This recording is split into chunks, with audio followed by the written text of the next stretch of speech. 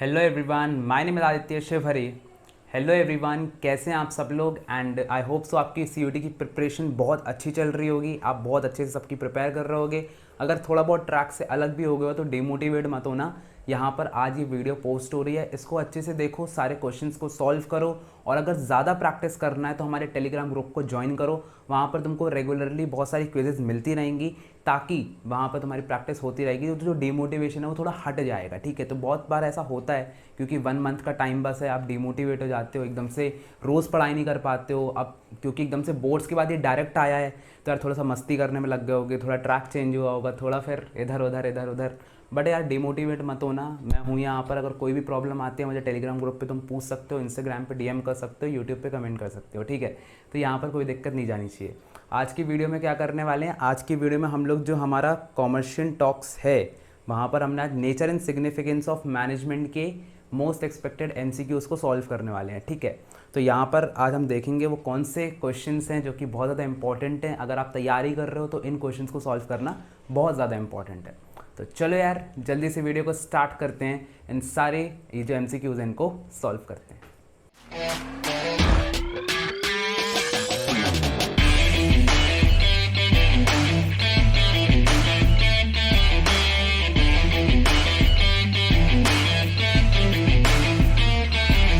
तो यहाँ पर जो फर्स्ट एमसीक्यू जाता है that is name the process of working with and through others to effectively achieve organisational objectives.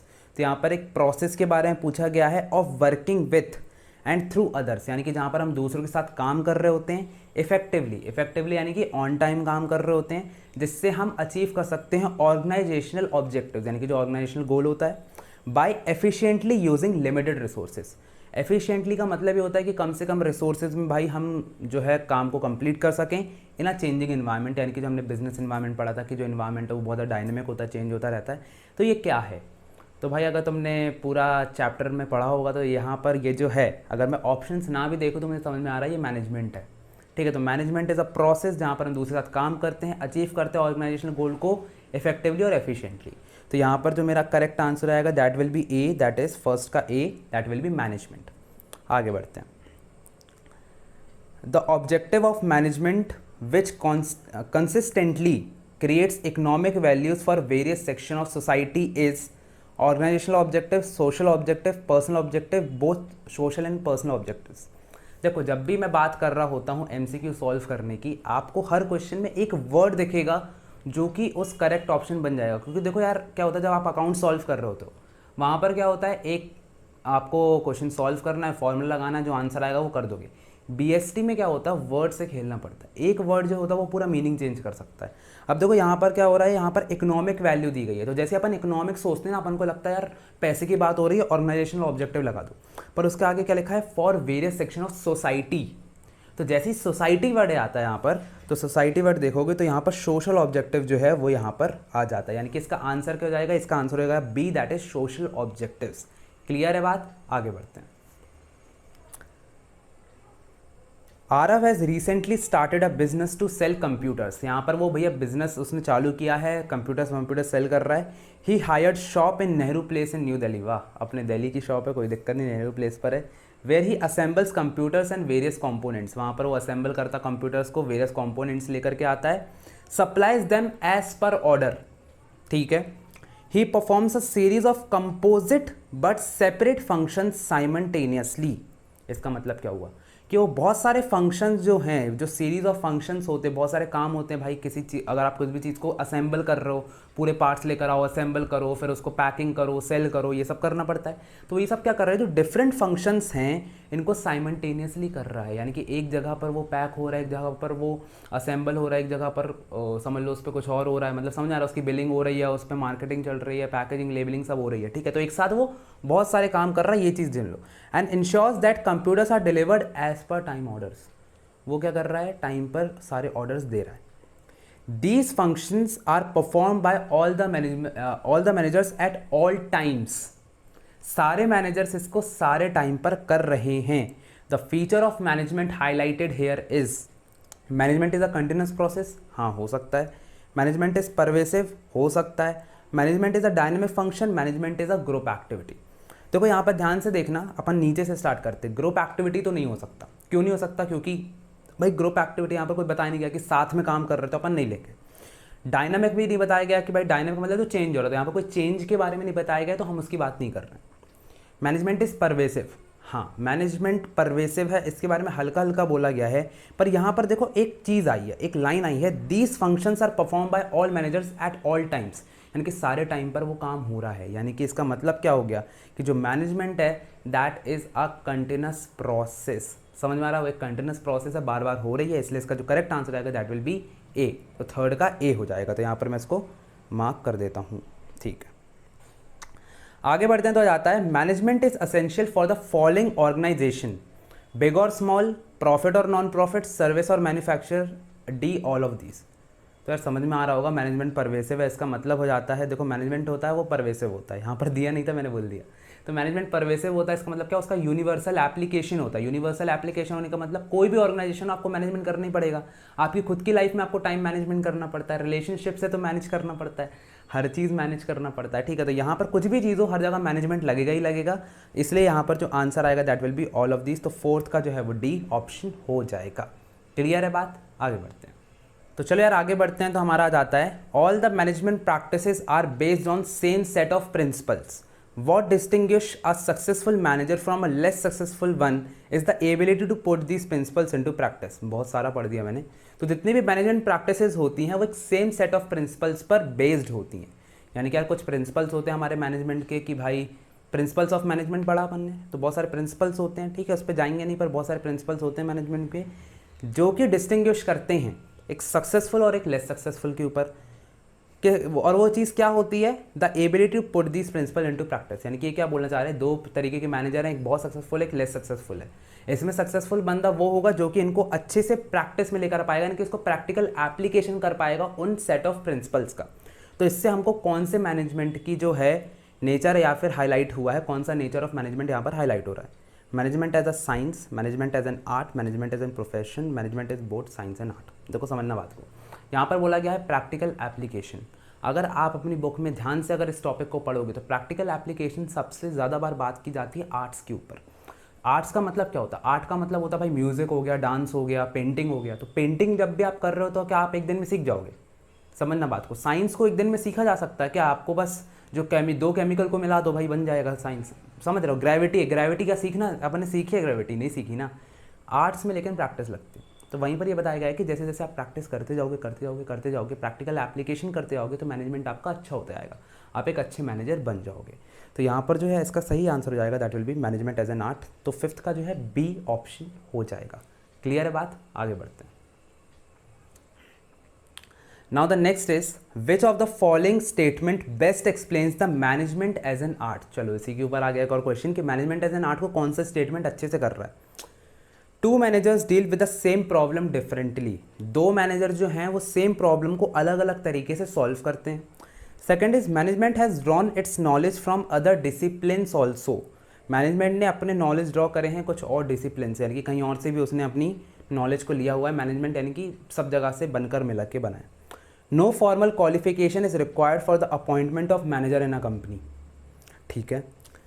Outcomes of managerial actions can not be predicted accurately, यानी कि जो आउटकम्स होते हैं जो भी आप लेते हो डिसीजंस उसके कोई एक्यूरेटली प्रिडिक्ट नहीं किया जा सकते।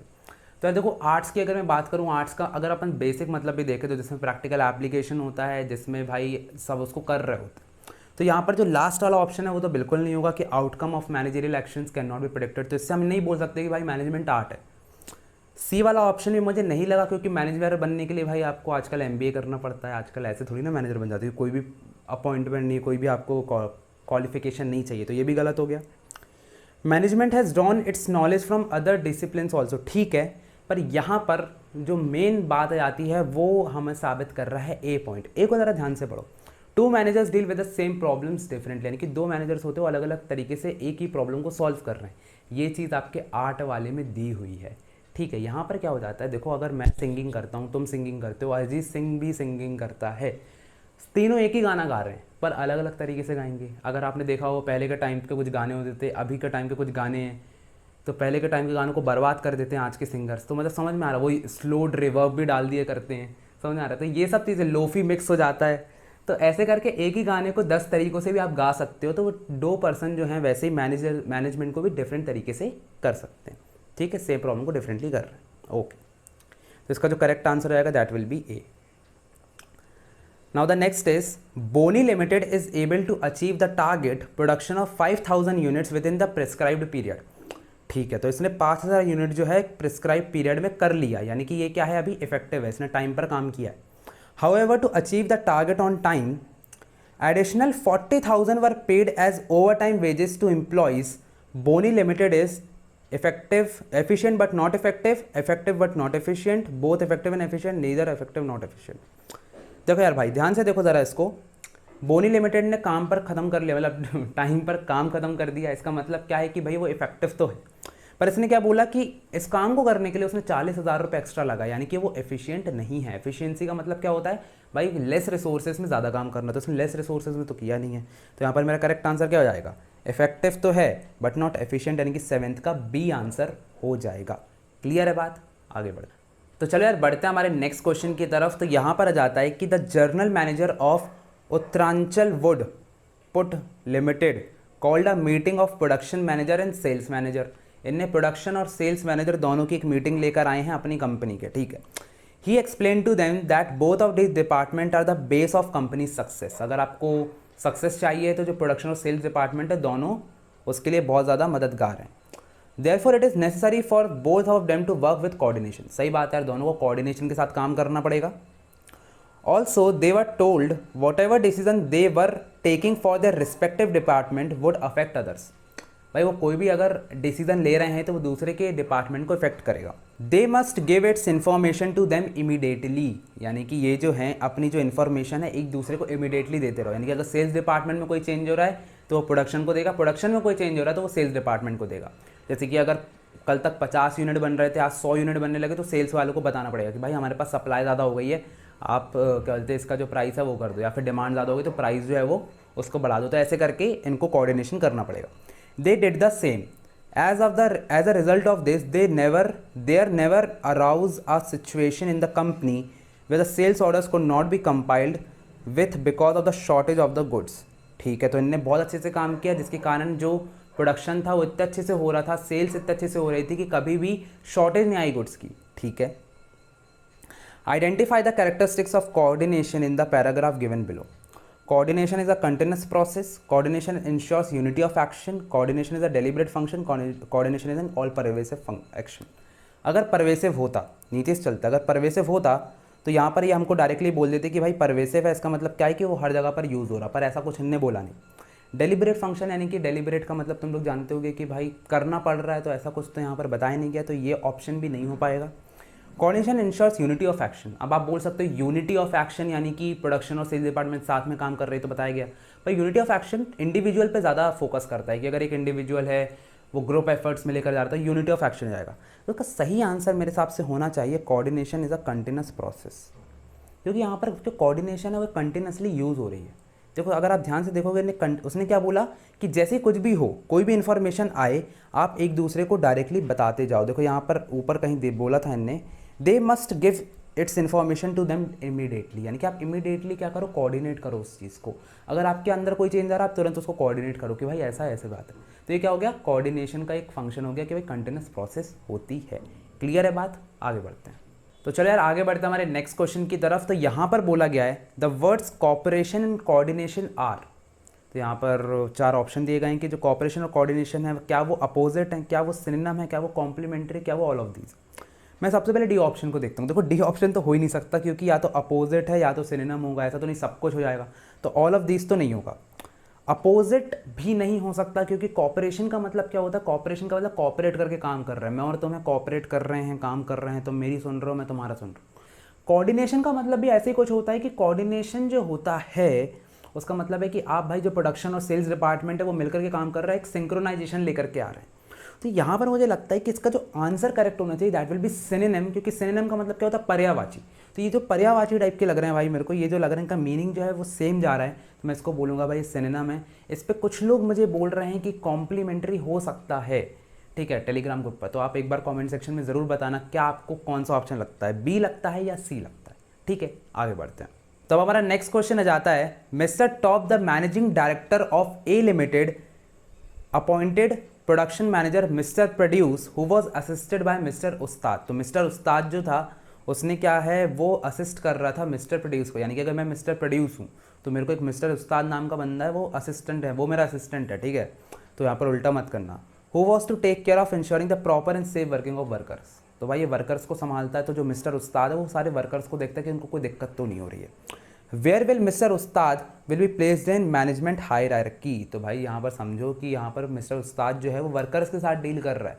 एक टॉप लेवल का बंदा कभी करेगा क्या, नहीं करेगा। एक मैनेजरियल लेवल यानी कि जो मिडिल लेवल का बंदा वो भी नहीं करेगा। तो यहाँ पर कौन बंदा डील करता है वर्कर के साथ, हमेशा ऑपरेशनल लेवल का। यहाँ पर जो मेरा करेक्ट आंसर आएगा that will be operational level, यानी कि सी ऑप्शन, ठीक है। ये तो बहुत ईजी था, आगे बढ़ते हैं। अब जब हमारा नेक्स्ट क्वेश्चन आता है that is your grandfather has retired as the director of a manufacturing company. वाह यार, अपने जो दादाजी थे वो डायरेक्टर थे किसी मैन्युफैक्चरिंग कंपनी के, अगर सच में होते तो बहुत अमीर होते अपन।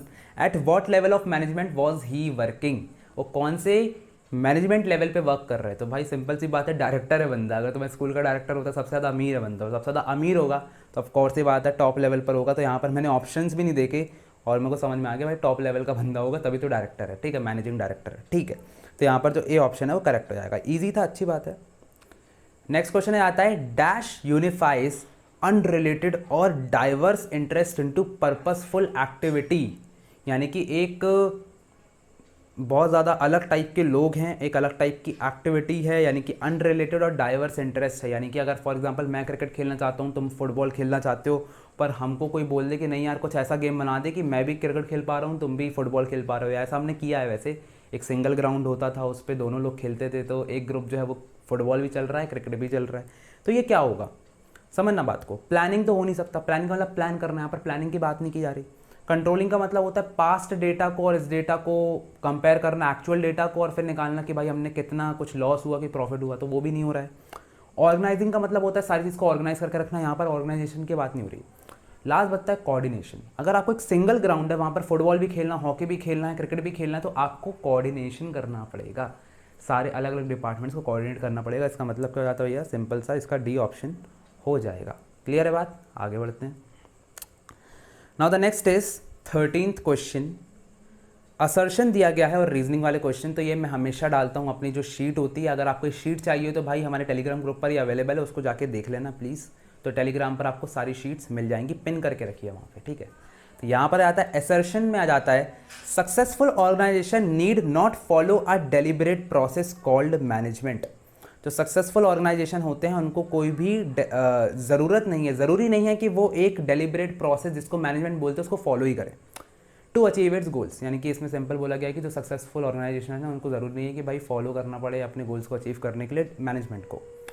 Reason, management is the dynamic life giving element in every business. देखो यहाँ पर असर्शन मेरे को बिल्कुल गलत लग रहा है कि भाई आपको ज़रूरत नहीं है, अगर आपको सक्सेसफुल होना तभी तो मैनेजमेंट है, इसलिए तो हम इतना पढ़ रहे हैं, वरना हमको पढ़ना ही क्यों होता अगर ये ऑप्शनल होता तो ये इसके कुछ ना कुछ इंपॉर्टेंस तो होगी ना भाई सक्सेसफुल होने के लिए, इसे तो हमको मैनेजमेंट पढ़ाया जा रहा है। और सिंपल सी बात है, मैनेजमेंट एक डायनेमिक वो है, परवेसिव है, यूनिवर्सल एप्लीकेशन है उसका, तो असर्शन बिल्कुल गलत हो जाता है। रीज़न की बात करते हैं तो हाँ भाई डायनामिक होता है, लाइफ गिविंग एलिमेंट होता है सारे बिजनेस में, बिल्कुल सही है। तो इसका करेक्ट आंसर ये हो जाएगा कि असर्शन जो है वो फॉल्स है बट रीज़न ट्रू है, यानी कि जो लास्ट ऑप्शन है डी वो यहाँ पर बिल्कुल हमारा करेक्ट बैठ रहा है। तो मैंने बाकी ऑप्शंस पढ़े भी नहीं, मेरे को डायरेक्ट समझ में आ रहा था असर्शन गलत है, तो मैंने डायरेक्टली सी या डी ऑप्शन पे जाऊँगा। तो याद रखना हमेशा, सबसे पहले असर्शन और रीज़न को देखो वो सही भी है या नहीं, अगर सही है तो फिर देखो वो रिलेट कर रहा है या नहीं। आगे मैं आपको बताऊँगा कैसे। इसकी 14 वाला क्वेश्चन भी असर्शन रीज़न का है। तो यहाँ पर आता हमारा management is termed as a process. तो मैनेजमेंट एक प्रोसेस होती है, ये तो मुझे पता है, तो चलो असर्शन सही है, ठीक है। Reason is management involves a series of interrelated functions, ठीक है, कुछ इंटर रिलेटेड फंक्शंस होते हैं, बिल्कुल होते हैं, such as planning, organisation, staffing, directing, controlling, बिल्कुल सही है यार। प्लानिंग, यही सब चीज़ें तो आती है, यही तो प्रोसेस होती है। अगर हम ध्यान से देखें तो मैनेजमेंट के अंदर यही प्रोसेस तो आती है, यही तो हम पढ़ रहे हैं। तो इसमें जो असर्शन है वो भी सही है, रीज़न है वो भी सही है, और यहाँ पर रीज़न जो है it is correct explanation of assertion. तो यहाँ पर जो करेक्ट आंसर आएगा दैट विल बी ए। तो यहाँ पर जो है ए को मैं यहाँ पर करेक्ट आंसर मान लूँगा, ठीक है। लास्ट हमारा क्वेश्चन आ जाता है आज का। तो यहाँ पर हो जाता है असर्शन में मैनेजमेंट इंक्रीजेस एफिशिएंसी, ठीक है भाई, हम मैनेजमेंट कर रहे हैं, हमारी एफिशिएंसी बढ़ रही है, हम कम रिसोर्सेज में ज़्यादा आउटपुट जनरेट कर सकते हैं मैनेजमेंट की उससे। तो बिल्कुल असर्शन का सही है। अब इसका रीज़न सही है कि नहीं देखते हैं। As a result of excellent managerial competence, इसका मतलब क्या है कि अगर आपका बहुत ही एक्सीलेंट मैनेजमेंट है, business organisation can reduce cost, बिल्कुल सही है, वो रिड्यूस कर सकते हैं कॉस्ट को, इंक्रीज कर सकते हैं प्रोडक्टिविटी को by making optimum use of available resources. ऊपर क्या बोला गया था, मैनेजमेंट से आपकी एफिशिएंसी इंक्रीज हो रही है, नीचे उसी का रीज़न दिया गया है क्योंकि यहाँ पर जो बिजनेस है वो रिड्यूस कर सकता है कॉस्ट, अपनी प्रोडक्टिविटी को इंक्रीज कर सकता है। तो बिल्कुल सही जा रहा है, दोनों चीज़ सही भी हैं and reason is the correct explanation of assertion. तो यहाँ पर जो करेक्ट आंसर आएगा दैट विल बी ए। तो ए जो है हमारा करेक्ट आंसर हो जाएगा। एंड यहाँ पर हमने जो है अपने जो 15 क्वेश्चंस हैं वो सॉल्व कर लिए हैं। मैं जानता हूँ यार कि ये जो है बहुत लिमिटेड क्वेश्चंस है, क्योंकि वीडियोस में भाई हम लिमिटेड ही आपको प्रोवाइड कर सकते हैं, पर अगर आपको बहुत सारे क्वेश्चन सॉल्व करने हैं तो आपको हमारा टेलीग्राम ग्रुप ज्वाइन करना पड़ेगा। यार देखो, मुझे भी अच्छा नहीं लगता बार बार ये चीज़ बोलना कि भाई टेलीग्राम ग्रुप को ज्वाइन करो, बट बहुत सारे बच्चे मेरे से यही पूछ रहे होते हैं कि यार भैया कहाँ पर आप प्रैक्टिस करवा रहे हो, कहाँ पर ये चीज़ हो रही है, कहाँ पर टेस्ट मिल रहे हैं। तो मुझे बार बार पूरी वीडियो में बताना पड़ता है कि भाई टेलीग्राम ग्रुप पर चले जाओ, वहाँ पर सब कुछ तुमको मिल जाएगा। तो सब लोग मुझे व्हाट्सएप पे टेक्स्ट कर रहे थे, कुछ लोग मुझे इंस्टाग्राम पे डीएम कर रहे थे कि कैसे क्या होता है। तो आपको कुछ नहीं करना है, यहाँ पर एक लिंक दी गई है डिस्क्रिप्शन पे, वहाँ पर क्लिक कर दो, आप डायरेक्टली वहाँ पर चले जाओगे। हमारा जो टेलीग्राम का ग्रुप है वहाँ पर आपको सब कुछ फ्री में अवेलेबल है, कोई भी चीज़ का चार्ज हम नहीं कर रहे हैं। तो प्लीज़ यार वहाँ पर जाओ और वहाँ पर जा कर के आनंद उठाओ, इतनी सारी चीज़ें मिल रही हैं। इसके साथ अगर वीडियो पसंद आए तो लाइक करो, सब्सक्राइब करो, कमेंट करो और ज़्यादा से ज़्यादा शेयर करो ताकि सबकी हेल्प होए। इसके साथ यार मिलते हैं अगली वीडियो में, तब तक के लिए ऑल द बेस्ट।